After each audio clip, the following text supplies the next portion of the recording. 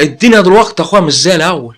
الدنيا كل ما تروح بتولع والاسعار بتولع، مش مستاهله، ما حدش هيتجوز ولا هيشوف جواز. يا راجل جرام الدهب ب2000 ونص يا اخي، وتروح تتقدم لواحده ابوها وامها يقعدوا معاك يقول لك عايزين 100 جرام دهب. اخويا تكونش هتفتح محل دهب انت واحنا مش عارفين.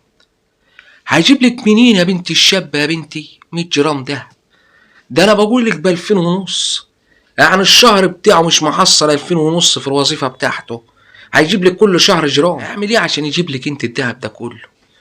وعشان ايه يا بنتي بيقعدوا يصنفروا فيك قبل الفرح باسبوع؟ ولا العربيه اللي عايزه تترش، ده لو عربيه عامله حادثه مش هيعملوا فيك كده يا بعيده. حرام عليك، غيتوا الشباب، غيتوا الشباب يا اخوانا في موضوع الذهب ده. ايه يا اخي لو نجيب دبله يا اخي وخاتم يا اخي، ولا دبله ومحبس يا اخي، لازم انا اروح اجيب كارد عشان اجيب لك انا الشبكه بتاعتك؟ طب ما انا تاني يوم يا بعيده ما اخدك، ما انا اروح ابيع الشبكه ولا شاف ولا من ديري. طب ليه ما كل الناس اللي معاها دهب دلوقتي بعته، اروح انا اجيب دهب وتاني يوم ابيعه؟ طب واخسر فيه ليه؟ طيب واخسر فيه ليه؟ ما احنا ولا نجيب حاجه تاني. بلاش تعجزوا الشباب، الشباب عايزه تتجوز، سطروا بناتكم. إيه مش الدهب يعني هو القصه يعني في الموضوع؟ ما زي برضو ما احنا بنتكلم على الشباب هنتكلم على البنات اللي بتجيب بال50,000 قطعه في النيش اللي احنا مش بنشوفه ده. بتجيبوا انتوا اطقم كتيره مش عارف بتعملوا بيها ايه، ده من كتر الاطقم اللي انتوا بتجيبوها بتحطوا الحياه تحت الاسره يا اخوانا. طب ليه؟ طب بتكلفوا نفسكم ليه التكلفه دي كلها؟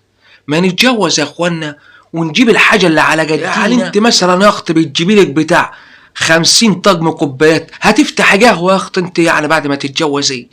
وجايبين مش عارف حلل وجايبين اطباق تحس انها تفتح محل كشري. انت يا اختي ليه؟ طب هات اللي على جدينا وتجيبي كام قطعه كده للناس الضيوف اللي هتيجي. مش لازم مش فاتحين احنا محل ادوات منزليه يا اخت في البيت. واحده اخوها تتجوز ويبقى عين ابوها متداين بنص مليون جنيه ولا متداين بكام الف، واربع عربيات جايبين والتيريرت يلا يا اخويا الزفه جايه بتاعت العربيات والحمل يا واد ودي يا واد والدنيا خربه. ليه ده كله؟ ليه ده كله؟ عشان مش عارف بنت فلان جابت ايه اجيب انا زيها؟ جابت مش عارف 5 سجادات، لا انا اجيب 10. مش عارف جابت طقم كام تفال، لا انا اجيب اوروبال واجيب مش عارف ايه، وانا ما انا احسن منها، هي مش احسن مني. طب ليه في الاخر ويجي يقول لك قال فين؟ قال العشاء. العشاء على عريس، لازم العريس يجيب له جاموسه ولا يجيب له بقره يذبحها ويقعد يوكل في الناس.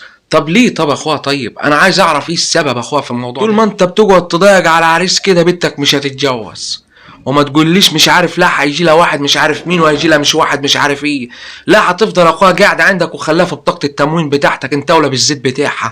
ما تتعبش نفسك انت، سطر بيتك يا جدع وسيبك من الكلام الفاضي بتاع الدهب ده. الدهب هيتلاقى عليه. اهم حاجه يا اخويا هدوان السر يا اخويا، اهم حاجه هدوان السر يا اخويا عشان خاطر ربنا يا جدعان. فيهم الكلام كويس.